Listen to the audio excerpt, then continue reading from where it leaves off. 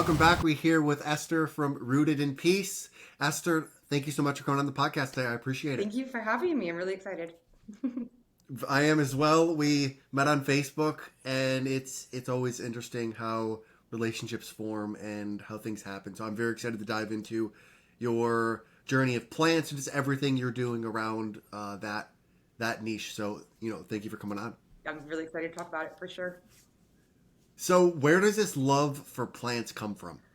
I've just always been outdoors kind of person. I want to go touch the trees. I want to know every inch about that tree, why that tree is doing this. And it's also a universal language to me, kind of like food. You can bond over really anybody over a really pretty plant, even if they can't take care of it. You can bond over it. You can admire it together. It feeds your soul on so many different levels.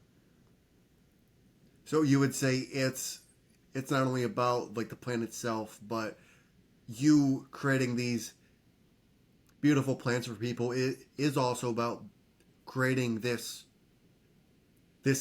community for people to bond over. Yes, it's about building connections and creating spaces, even if it's that just one time I come over and help you fix a space up for you to enjoy by yourself later, or if you're having a group party. It's yeah, creating a space and connecting with people, and it's a great conversation starter, especially if And you're why do you think having plants, in people's area or space that they are working or living is important for them?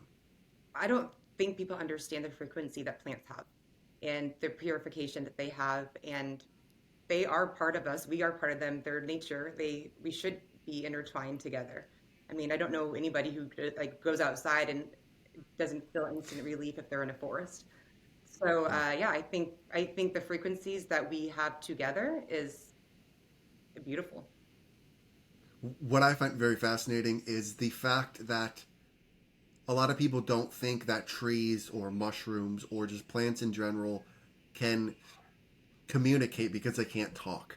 And I always find it like interesting where it's like, oh, like the tree's stupid or this mushroom's stupid or but we're all communicating together with those frequencies that you did mention. It's just we can't see it because we're on a lower level Mhm. and we can't we can't hear or see those frequencies, but they're all around us all the time communicating, and they are very intelligent, like intelligent species. Yeah, and even if you can't hear or see it, if you allow yourself to feel it, you will. Yeah. You will feel it. No. No, for sure. And can you talk about why renting a centerpiece from you is more beneficial than buying it?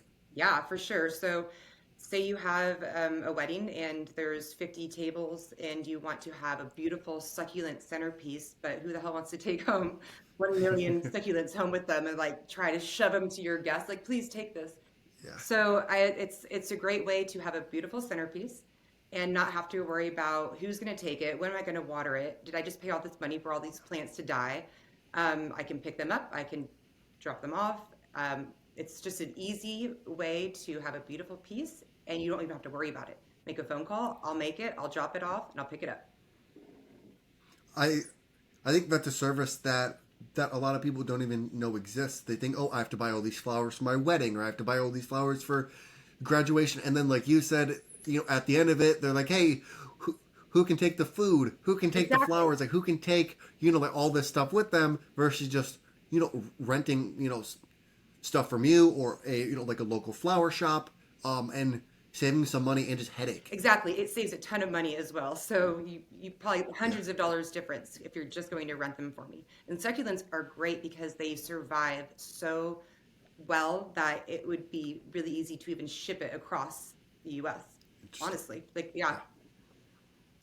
Yeah. And for those people that do own succulents, how often should they be watered? Oh man.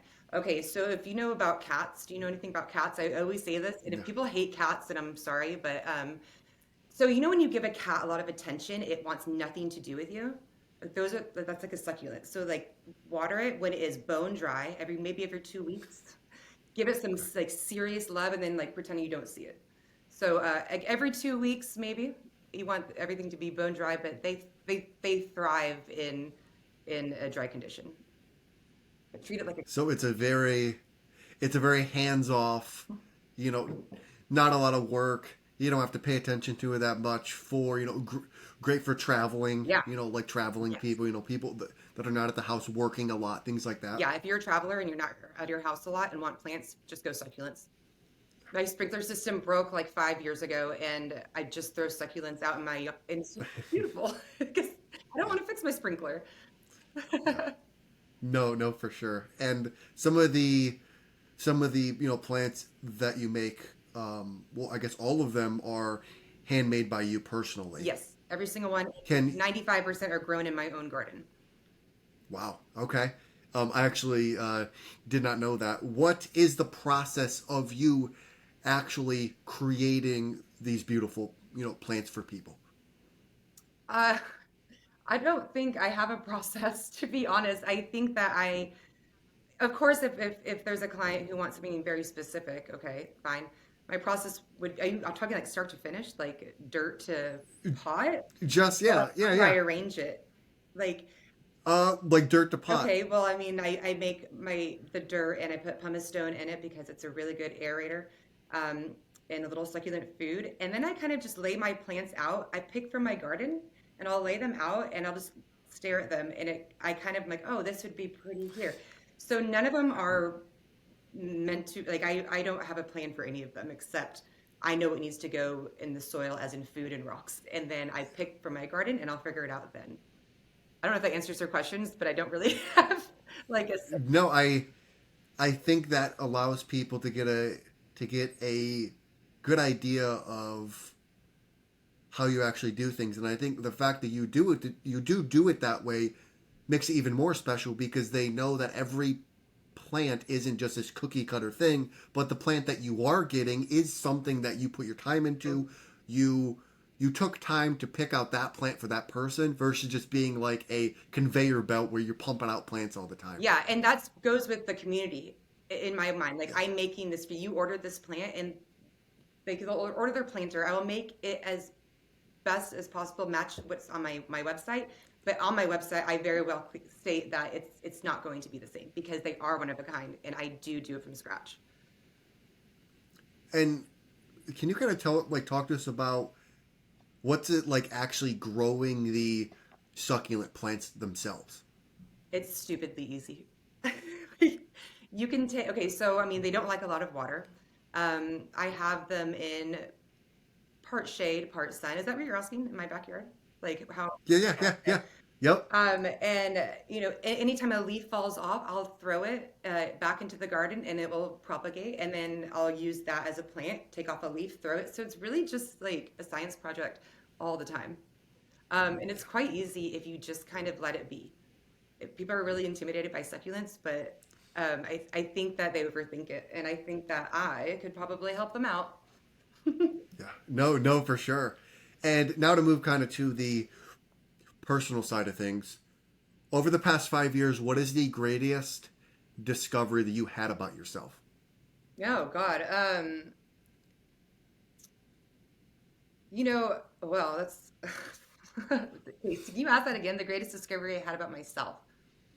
Yep, over the past I, 5 years. I am a really good entrepreneur, and I knew I had it in me, but I've been a stay-home mom for 13 years, and my twins are now 6, and so I'm finally getting me back. So in that last 5 years, I've grown as a human being, but also finding my way and not anybody else's way but mine, and also sharing that with my kids and enhancing them like if your body feels this way, own it, love it. Don't think about what anyone else thinks. 5 years ago, I was caring what people thought, but Yeah. I don't. But I think that's probably the best because it's been the best for my kids, been the best for my marriage. So So it seems like you really learned to put yourself first. and listen to my body. Like what do I want for me? Does this feel right with me? No, but that person's judging me because it feels right for them. But that's okay. They can judge me. I don't want that ever to be put on my kids. I want you to make the choice by yourself. As long as you're respectful and loving other people, do it for you. Yeah. But I mean, I guess that sounds kind of selfish in a way. Yeah. I guess just knowing myself, getting to know myself a lot better and the things I can do. I think this fear of judgment a lot of people have. I think a lot of people live for other people's approval, if that's their parents, if that's their best friend, if that's just random Mhm. strangers that they see out walking. How did you start that journey of saying, hey, I want to put other people's judgment of me aside and actually do what I want to do? Have you ever heard of EMDR therapy? Uh, Very briefly. Okay, so I did EMDR therapy. I won't go into my childhood, but I did do it to recover from a lot of trauma. And that's when my brain and body united. And it's like you do not have to live for anybody but you. Let's teach your kids how to do that. Let's stop the cycle of living for other people. And let's teach your kids, the next generation, to accept themselves, therefore accepting everybody else on this planet where they are at right now, which is not something I was taught, and it's not something a lot of people think about or talk about. And I think it's super important to get in with yourself first, and then we can change a lot of things. Yeah. What is one trait about yourself that you used to dislike that you now love? I am the clumsiest person in the entire world. I will literally run into my door like 5 times a day. It's been there for 10 years. Um, my clumsiness and my awkwardness, but I love that about myself now because it draws people to me, and I like that. Yeah, for sure. And is that's something that, on that same topic that we talked about before, like something that you really had to, you know, accept and not be, fear of judge from people, of being like awkward and, Yeah. a little different than, Yeah, I most would laugh people. it off, like, and then I'd go to my room and cry because I just had this like wave of anxiety over me. But now I'm for real laughing it off. Like it's fun. It's funny to me. I'm owning it. Yeah. Yeah, and like you mentioned, I think when we start to embrace our quirks and stop trying to be a robot Hmm. and stop trying to be perfect, I think that's when people around us can see our true authentic self and they are gravitated toward us. They're like, wow, this person is who they are. They don't give a shit about anyone's opinion and they're just being themselves in the moment. And I do think people that are also authentic really not only respect that, but want to be around people that are also like that as well. Hmm. I agree. And I think it's an easy way to weed people, not weed them out, but understanding your energy, and their energy might not vibe with yours, and that's totally okay. You Yeah. can respect them from a distance. It also helps you kind of protect yourself and putting yourself out there. If this person doesn't like it, well, that's okay. I will keep them over here and love them from over there. Absolutely. I agree. I have two more questions for you. If you could have dinner with two people, one person from the past and one person from the present, who would it be and why? Honestly, Harriet Tubman, because fuck, can you imagine what that woman did? I've actually been asked that before, and she's my first one. Um, Why? why? Why? Because she's powerful. I mean, she started this revolution. She led people out. She was a slave. I mean, she was a woman. A woman could, not even a white woman could probably do that. It was, sounds really horrible that I just said that, but it's honest. Like, she went through so many hoops and trials and did not give a fuck. And because she knew what the right thing to do was, and she did it. And I love that about her. Um, did I answer your question? Yeah, yeah, no, no, for sure. And what about the The present? present? Oh God. Okay, hold on. Dinner? Like what kind of dinner? Like a taco dinner or like a candlelit dinner? Whatever dinner you want to have with them. Oh God. Oh, I know. Lester Holt, because he's one of my favorite documentary and newscasters, and I just really love him. And my sister works for NBC, and so when she sees Lester, I'm like, "Tell Lester I said hi." Lester Holt, because I have so many questions, and I want to go through all of his documentaries with him. That's beautiful. I hope he hears I this. love it. Go ahead. I have one more question for you. Why did you decide to partner with us and offer the discounts? I am always looking for innovative ways to grow my business and while fostering a sense of community, which you you're doing. Your approach aligns with what I want. You're helping small businesses and you're helping the community. You're kind of like colliding everyone together, and I really like that. Thank you. We appreciate the kind words and trusting us early before our app was even live. So thank you for I know that. that was a deep one. I was like, okay, yeah, why not? Yeah, it was well, like I mentioned earlier, it was just a random Facebook, a Facebook reach out, and it's very interesting where relationships can go and where they can foster to be, and I think that's the most exciting thing about doing business this way and building community. Like you did say, is you never know who can help you, how they can help you, and who that person might be. Yeah, don't be ignorant. Be open minded.